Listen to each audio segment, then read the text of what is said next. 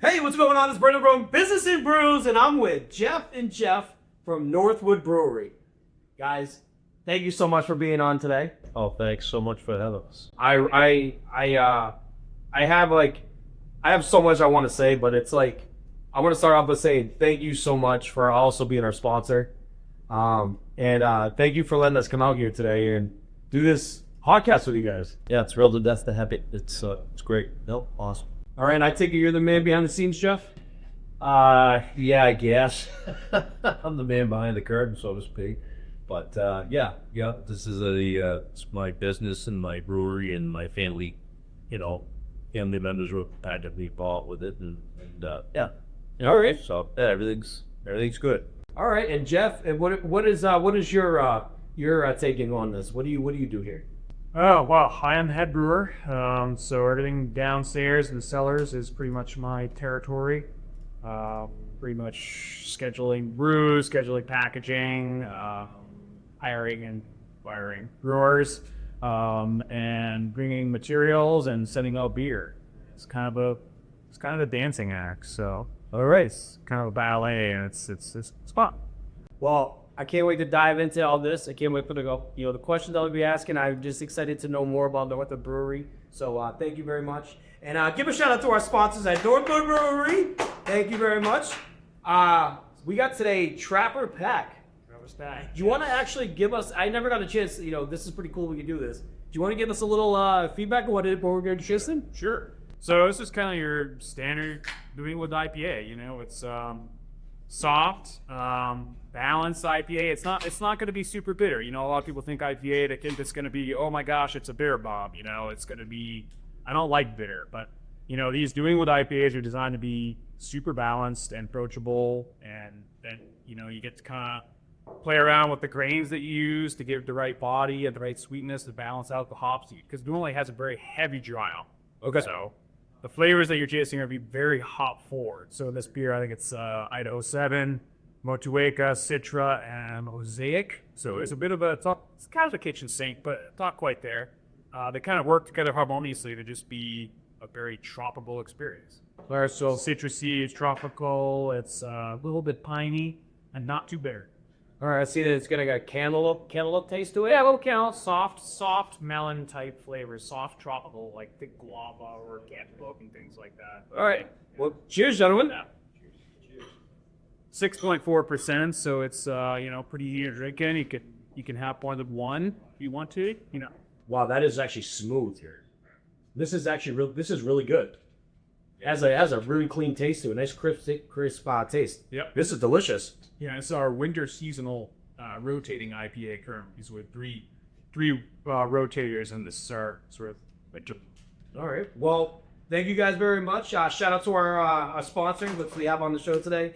Thank you guys. I really appreciate this. And let's get into the show. All right? Sounds good. All right. So, question is to you, my friend. What made you want to start this?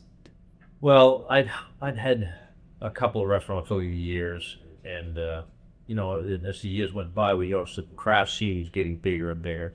Opened up a restaurant in New York, Maine. We did 36 beer taps there, and that we did very well, and then just had the idea of trying to do a brewery, and yeah, so we did it. No, that's awesome. And then what is like the long-term goal? What is your So I was very fortunate to assemble a team. I've got I think one of the best teams in the world. I got Ronnie, the sales. I've got Jeffrey, TV's assembled downstairs, just out of this world. I'm so fortunate in that regard.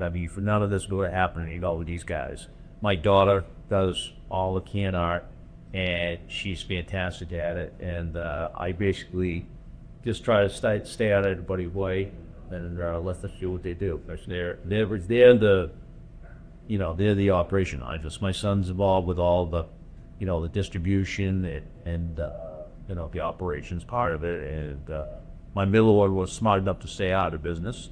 So no, just kidding. But she was with the restaurant for a number of years, and my wife, she was, when we first opened up, she was down there hand labeling every can. So it's been it's been kind of a cool process, and where it goes from here, who knows? I mean, I have the capacity to do, we're probably about half capacity right now, and the goal is to max this facility out and then just see where it goes. All right. So yeah, I mean, we're in I think 6 states right now, and we're talking to others, and you may see us out and about in a few more.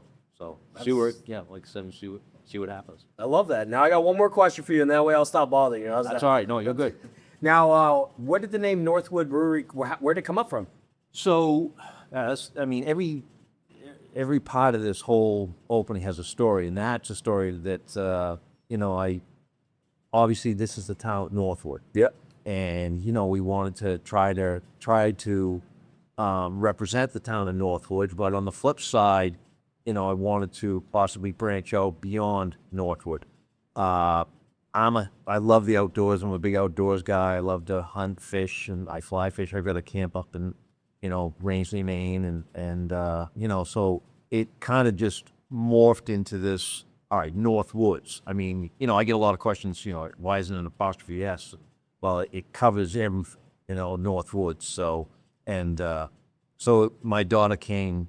We're trying to figure out a logo, and she came up with the fly design that we currently have, and it was just like, okay, that's when everything just started to, all the lights went on, and I was like, okay, yeah, this is pretty cool. So yeah, and it's transitioned into what we presently have. Now I got to tell you, your cans they're one thing about it, they stand out. Oh yeah. So between the fish that you have on the cans, this one right here, what we got here is like, yep, that Trappers pack is up at my camp up in Maine. Really? That exact pack, yeah. I mean, with the moose antler and the axe, and, yeah. See, that's awesome. And then, like, for instance, my camera guy was out in the store. Yeah. And all of a sudden he goes, look what I found. And like I said, your cans, they basically scream, hey, we're here. Oh yeah, it's a huge part of our And, success. I mean, that's what we wanted to be different right from the start. On the shelves, we wanted to, we figured if we could catch their eye, and then if they tried it and they liked it, then we'd have people, like our beer, and that's how we grow. And it's worked out pretty well. Well, I really appreciate your time today, Jeff. Yeah, thank you. Thank you for sitting down with us, especially on today. So. Oh no, thank you so much, and wish you continued success and growth, and glad we're able to help. Thank you, buddy. I really Thanks very appreciate much. it. All right, thank you. All right, Jeff, you coming over here? Sure. We're gonna do a little sit down seat. Yeah. We're also gonna get our buddy. We're gonna get Ron on here. We'll get him to talk about his ordeal too, what he does. Ladies and gentlemen, Ron. Guys, how are you? Nice to see you. Nice to see you, buddy. Thank you very much. Thank you. So thank you for being on our podcast. We really appreciate this. Thank you for So, thank you for having us. So what I'm gonna do is I'm gonna start with you, Jeff. All right, the man behind, the creator. Can I call you that? Yeah, sure. The cre- beer creator. the beer creator is critic. a strong word. So let's start off, Liz. How do you come up with the ideas? Well, I mean, a lot of them are, just from beers that we as brewers downstairs like to drink. A lot of us have been around the block, and we have our, our experienced palates, and we know what we like. So sometimes we just say, wow, we really like it. Why don't we make what we like, and we'll sort of test it upstairs in the tap room and see how other people like it.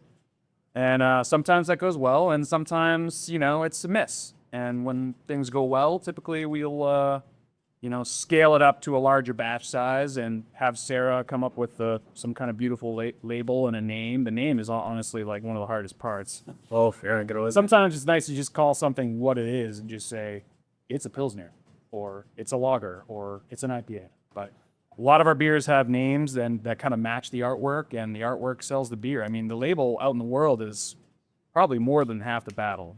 Like Jeff was saying, it's probably 75% of the battle. And then if the liquid is good, it keeps them coming back. Mm-hmm. So once it's tried and true downstairs, we'll sort of scale it up and send it, So let's start off with this. What's a day in the life of it? Like, how do you start your day? So you're gonna come up with a beer, or how does it go? Let's do a little couple steps here on how it happens. Sure. You mean as far as recipe design, or just general day? No. Let's start off with the recipe designs, like how you come up with this, like process, and we'll go from there. Yeah. Sound good? I mean, like I said, yeah, it's usually like, we have an idea of what we want to make. So say the tap room is saying, yeah, you guys could use, a big double IPA or something. We say, okay, yeah, you're right. Maybe there is a hole up there in our lineup or out in the world in our lineup. And, how are we going to fill this hole?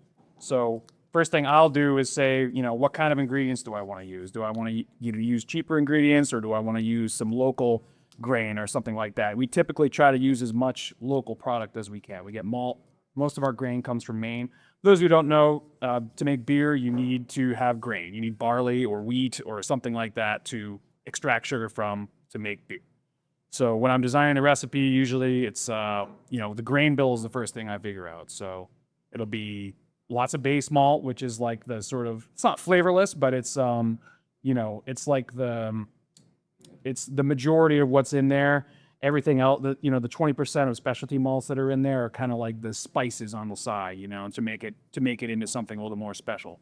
So typically be 70% base malt and then 30% specialty, depending on what it is. So specialty would be like wheat or oats or, some sort of caramel grain or a roasted grain for a darker beer or something like that. So for a double IPA, I would say, all right, I want this thing to be full-bodied and to be able to handle a lot of hops. So I'm going to put a lot of wheat in there.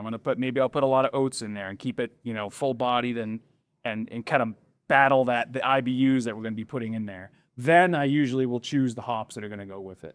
And the hops, I mean, it depends on whether I want to do something more classic, like a German sort of a thing, or, more piney, like a West Coast style IPA. You're going to use like Centennial or Cascade or something like that.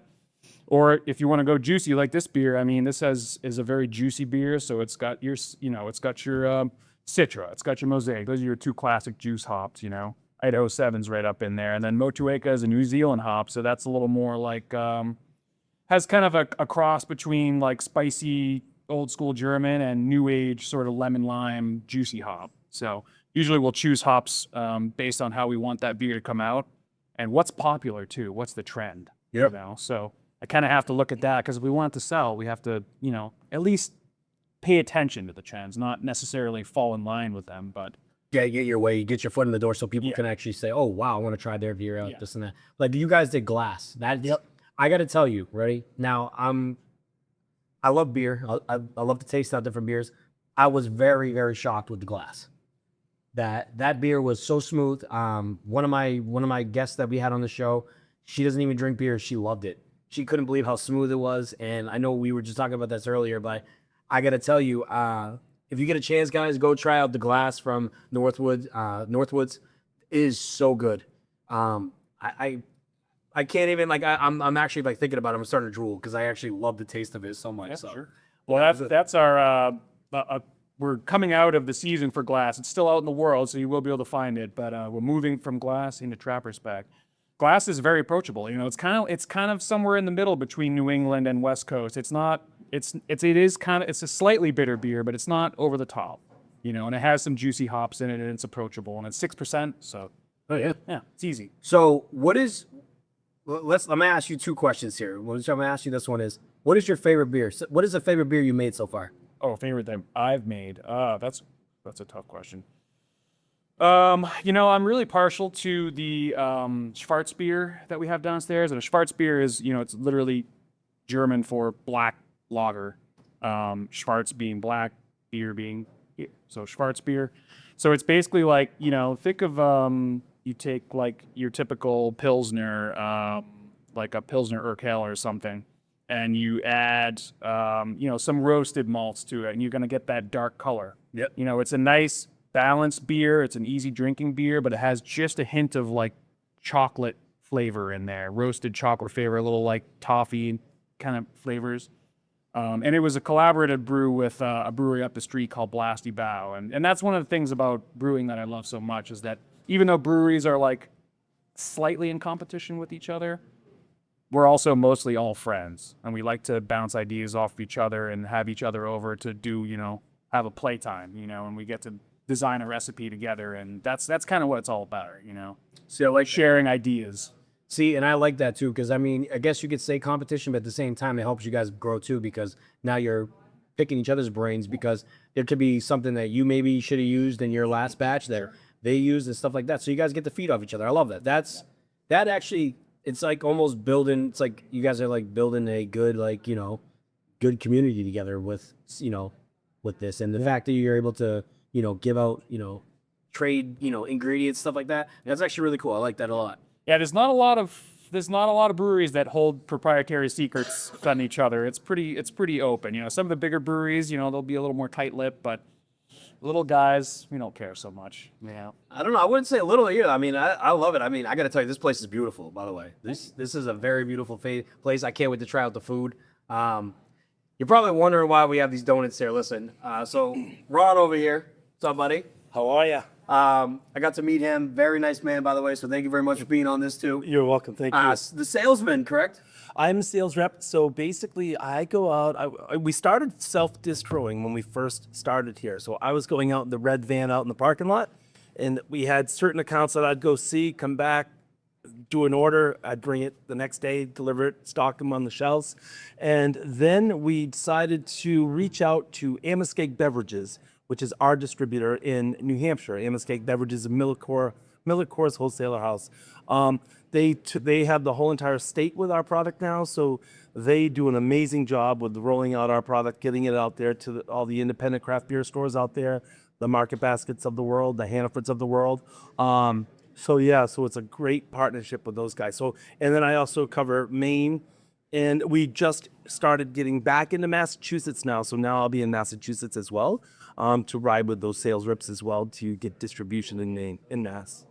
So I got to tell you what happened. One of my guys on the one of our bars on the show, Jake from Backstreet. I thought it was really cool that you guys got to link up and actually work together to actually have one of your beers on tap, correct? Yeah, so you did a show with him and you guys sampled Evening Rise. Oh, delicious. And he took a sample of it. He said, oh my gosh, I loved it. You had talked to me and called. I went there 2 days later just to introduce myself to him.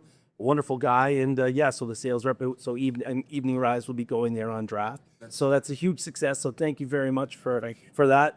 Shout out with what we do. Yeah. And then hence that's why I also, when I met you, we have this unbelievable bakery. So I bring donuts to some of my accounts as a, hey, thank you very much. So to you guys, I was just bringing donuts that day just to say thank you. And listen, I'm going to tell you right now. So these are French crawlers, correct? yes, I'm going to tell you right now, these donuts are amazing. You got to come down to Northwoods Brewery and try these because I didn't have one. I didn't have two. I think I had about 3 or 4. They're not heavy either. They're very light. They are just so delicious. Right now we have the chocolate, we have the raspberry, we have the churro, and then we have the maple bacon. I'm going to tell you right now, the maple bacon, hands down, was my favorite. If I could have 5 of those, I would. The only reason why these are all intact and I didn't eat them down is because I wanted everybody on the podcast to see these before I eat probably every single one of them. But I got to tell you, not only that, you guys have food here too, right? yeah. So we have so the brewery side has pizza, chicken wings, nachos, buffalo dip. We have a function room where you could come and you could hold receptions, business parties, all of that. People love our sourdough pizza. We get huge reviews on that, as well as our chicken wings. 75% chicken wings on Thursday, Friday, Saturdays. We have a beautiful little brewery that holds, I think between here and the other side is almost like 120 people. So you're able to come, hang out, dog friendly in the summertime. We have a front porch out there, dog friendly, so it's umbrellas and stuff like that. So Well, I'm going to be bringing my dog out here. My dog is very low-key, down to earth. He's very chill, so that way I come here and drink some more beer and show support and, keep this going. Because I got to tell you, this just, if you guys get a chance to come, you can come down here and just see how beautiful it is over here. I promise you, you'll just be like, wow, I cannot wait to come back. And actually, we're gonna end up coming here this weekend. I'm taking my wife here this weekend. oh, that's awesome. I'm gonna bring her over. I have to. I mean, wings. I mean, you already sold me on wings. Anything that's to do with chicken wings, man, I'm already sold. I'm in. I'm a huge wing guy, so I'm excited to try the wings today, which will be a lot of fun. And guys, like I said, this is just amazing to even be here, and you guys even doing this. So, I do want to ask you a question. I want to go back to you for a second. Is where do you see yourself with this? Like, where do you see yourself in the future? Like, what do you That's a great question. Hopefully here. I guess the idea is to just keep pushing the envelope and keep putting beer out that people want to drink. We're designing a couple of new beers downstairs right now that, there's some holes out in the marketplace that our distributors at Amoskeag have sort of informed us of. So sometimes, you got to listen to everyone around you, and distributors are a great resource for that. So we're brewing our blueberry wit beer. We're going to see how that does in the market. So, being able to innovate and come up with fresh ideas and do collaborations, like I was saying, that's kind of what it's about for me. So I'm not looking to like shoot for the moon or anything like that. I'm just trying to make a living and help these guys make a living and make good beer that we all like to drink. Be humble. Yes. Be humble about it. I like it. See, you can't disagree with being humble. And use local ingredients. That's Yes. something that we really try to do a lot. We use a lot of grain from Maine. We use hops from Vermont. Because a lot of these, it comes down to the bottom line in a lot of breweries. So you have to be as, cost efficient as you can. So, but that causes us to buy grain from Canada. You don't know the farmer. It's nice to have that relationship with the maltster. They malt the grain. They buy it from the farmer. It's nice to have the relationship with the farmer. Shake hands with them. With the hop farmer. So it's good to know that it's a New England centric brand in a lot of ways. Probably 30% of our grain comes from New England at this point. So that's probably like, 100,000 pounds of grain a year at this point. So it's, it's a serious impact for local farmers. So that's kind of why I do it. I'm not looking to shake up the world or anything. There's some big personalities in the brewing industry, and I'm not one of those guys. What's one of the biggest challenges you have to deal with being the magician behind the creativity?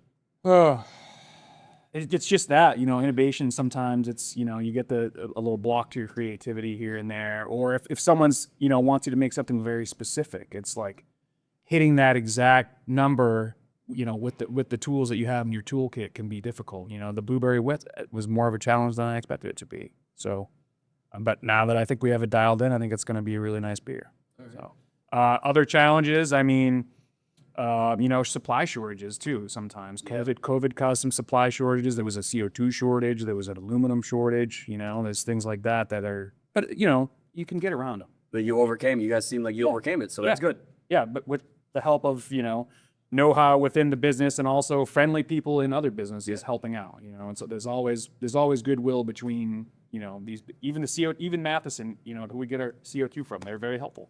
All right. So yeah. Now, what about you? What is your what do you see for the future? What is your Geez, it was nice when obviously I came from the Anheuser-Busch side of it and selling for a company for New Hampshire distributors. So I came here. Jeff was one of my accounts when I was selling for Anheuser-Busch, New Hampshire distributors, and he looked at me one day and said, "I'm going to open up a brewery." So he's like, "You want to try it with me and come out and sell?" And I said, "Well, let's try." So I talked to my significant other, and I said, "What do you think we should do?" And she's like, "You should try it." So I said, "Okay, let's do it." So to build something from the ground up, where we are now, the cases that we sell in New Hampshire, just seeing it out in the all of the independent craft beer stores, the Hanfords of the world, the Market Baskets of the world, all these different restaurants in the world, continue to every day come into work and say, how can we get it a little bit bigger, and then get this to this plateau where we're like, "Ooh, okay, we did it." It's nice to see our brand turn and to have people just constantly go to the shelves and pull off the shelves at the stores and go into a restaurant and sit at a bar and drink it, knowing that we've all, as a team, we did this. We just all got together and said, "Okay, let's do it," from the brewery aspect of it, from me going out there, and then having the Fennerty family saying, "Okay, what else do we need to do?" Okay. And to give back, which is really nice. We just finished up a beer with their Greg in the Morning Buzz for Lend a Helping Can, and we just donated. They just had it the auction last week, and we just donated $16,000 from the sale of the Autumn Buzz, which we had people from all over Massachusetts, New Hampshire, Maine, Vermont trying to find this beer, and we again a donation beer going out to food insecurities was really part of a nice thing that we could do, and that's with the Fennerty family saying we like to donate. So it's a nice environment here, and we'll see how it goes in the future. What about some challenges of being a sales rep? What has been some challenges? Just give us a few. Give us a few. Trying to coincide with Jeff to make sure that we have enough beer to give New Hampshire. You know, to Amoskeag Beverages when they take this order, and then all of a sudden Maine wants an order, and then you've got Massachusetts on, they want an order, and you're like, "Ooh, how do we do all this? We're going to be out," so that's a challenge. But we're growing as time goes. I mean, we know it now, and it's going off like clockwork, so that's great. Some challenges of, just I've got 40 something sales reps I deal with in New Hampshire that they could call me at any given time and say, "Hey, could you come here?" So trying to just balance your schedule out. How many miles would you say you drive a year? Yeah, a lot. I can only imagine. From rather, just to do some like not only obviously we focus on New Hampshire, but in Maine, I was up in Maine for a couple of days, staying over, working with sales reps up in Presque Isle, Maine. So I probably put 45,000 miles on a year just driving. My car is my office. So I would say those would be the only two challenges. I mean, the beer sells itself. The label, the artwork that Sarah Fennerty does is amazing. We all look at different ideas and throw it at her, and then she's like, "Okay, let me do this." And then having Jeff and Becky say to us, "Okay, you guys do what you need to do." Yeah. And we're here. Right. So yeah, those are the day-to-day challenges that I feel. And listen, I like it, but that's good for people to know because, I mean, there is challenges, especially out there trying to sell the beer. Now, I got a question for both of you. I don't care who answers this one, but what's the logics between selling kegs and cans? Well, I mean, on my end of things, kegs are honestly so much easier because, there's 123 pints in a half barrel and 42 pints in a log, so we can hook right up to the tank and fill the kegs right off the tank. They go out to the distributor and then they come back dirty and we clean them and then we do it all over again. Cans, it's you got to bring all the supplies in. Here's your aluminum, Those too. labels, the aluminum, exactly.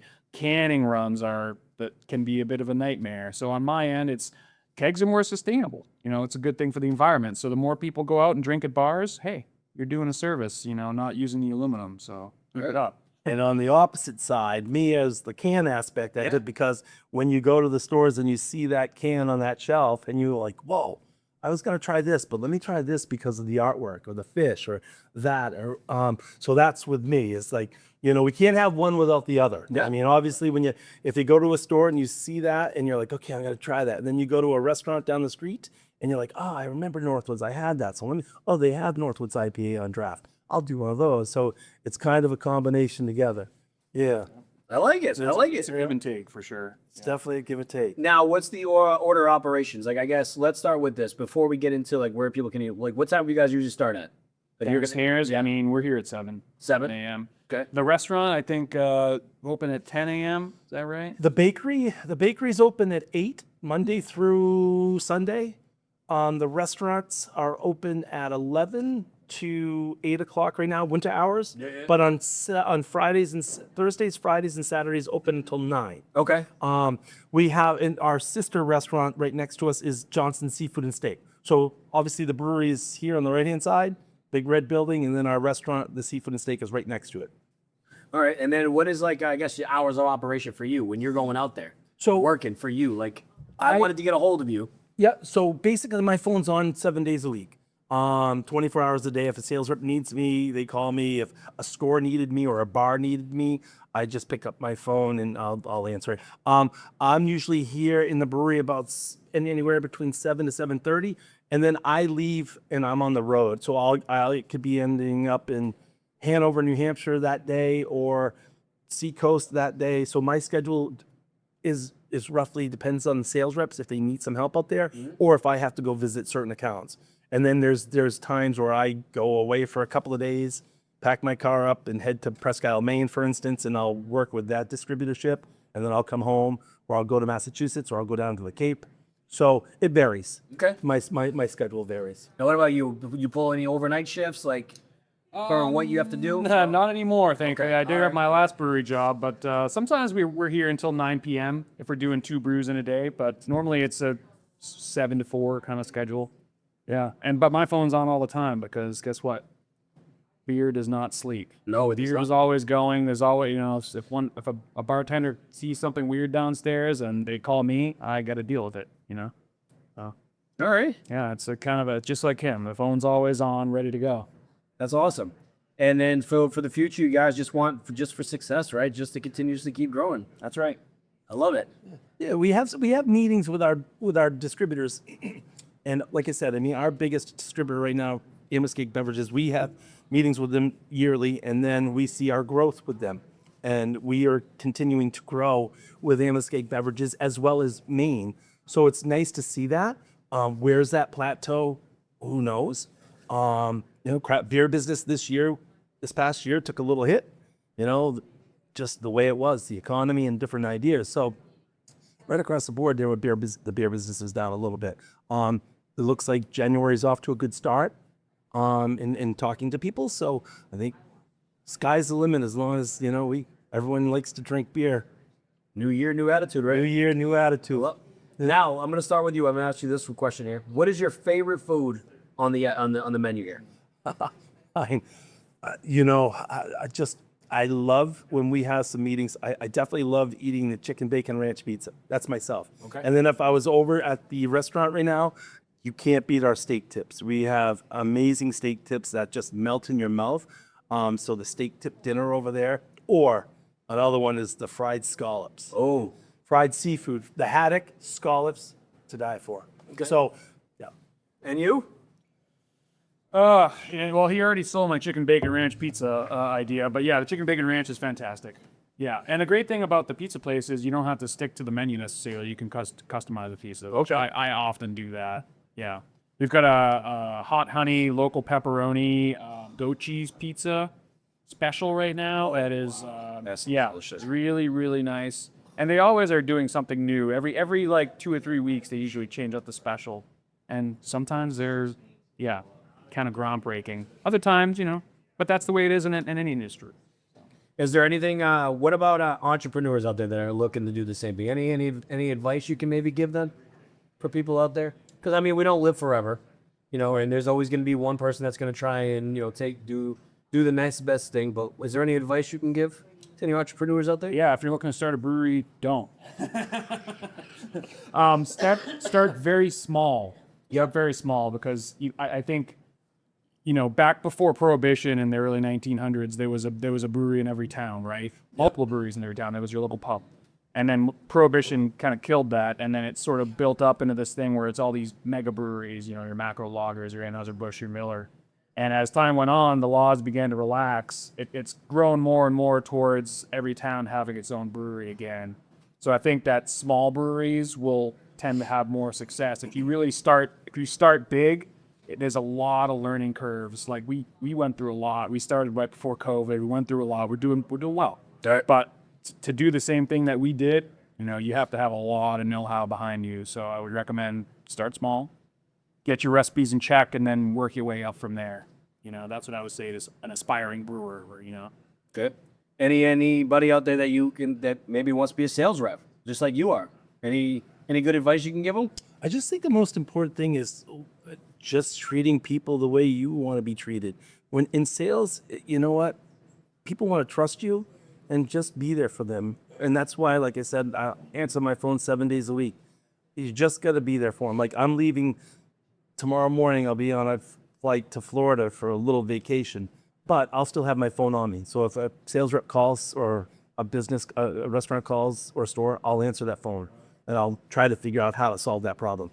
Just the most important thing is just be consistent and make sure that the customer knows that you're there for them, and you can sell anything after that.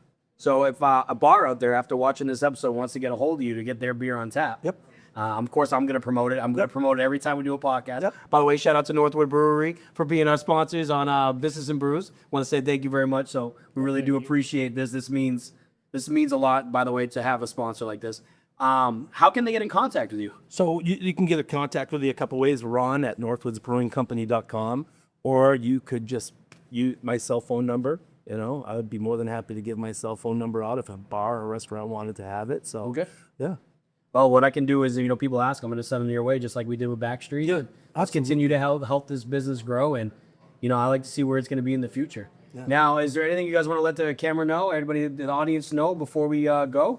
Anything you want to let them know? No, I think that if you're in a local store and you're a local craft beer store, look at Northwoods Brewing Company on the shelf and try our different beers, whether it be a glass, whether it be Landlocks and Brookies, Northwoods IPA, Coffee Porter. You know, you did your first one on Coffee Porter. That was really good. And it was delicious. really good. And if you're at a restaurant, ask if they have Northwoods, and if they don't, say, geez, why don't you? Well, could you get it on draft? And again, thank you for this partnership as well. We're looking forward to doing whatever else we can do to help you out. But yeah, looking forward to 2026. You want to throw out the address so the people know where you guys are, where this brewery is located? Yeah, sure. Yeah. 1334 First New Hampshire Turnpike, Millipede, New Hampshire. Come on down. Not only that, you can taste the amazing food, these wonderful donuts, which I've been waiting so long to do this. These donuts are so damn good. Cheers with the donut. I've been waiting to do this because these donuts are so good. Their food, I cannot wait because we're going to be trying all their different foods. Come on down, even if you don't drink beer, come on down, try the restaurant, try the food they have here. You know, even give it a try. Come out because I know they have beers here. You can just give a taste for it. Do you guys do sampling at all? Oh, yeah. Yep. Flights. Okay, perfect. You can do sampling. So, make it a day event. Come on down, enjoy, and try the food, the beer, and get to know the wonderful staff here, get to know the owners here because they're here all the time. And get to meet with Jeff, and then Ron's popping around. If you see him out on there, find a way to get that beer inside your business. So, Absolutely. guys, thank you so much for being on. This has been amazing. It has been fantastic. It's been a great start, and I can't wait to see where this keeps going. And thank you for doing my wife's car. She loved it too. Obviously, Oh, the detailing aspect of it, because Thank you. Yeah, but thank you very much. Listen, and it was something so small of being introduced like that. I know, it worked out great. And just one person being another, and it's crazy how a life can change just by having someone coming into your life. So you coming in to get a detail from us, meant the world, but it also just coming there to show us the beer you have and look at Business and Brews. There you go. And I can't wait to see where this goes. And my goal for the future is just to go as far as we possibly can. I want to do hundreds of episodes. Well, we'll be right there with you because, like I said, we have new beers coming out as well. Yep. So a better way to get it out to the public is just give them to you guys so you can sample them on your shows. Well, I'm Brendan from Business and Brews. I'm with Jeff and Ron. Please tune in. If you get a chance, come on down here. Check this place out. The food is amazing. The beer is amazing. And let's go!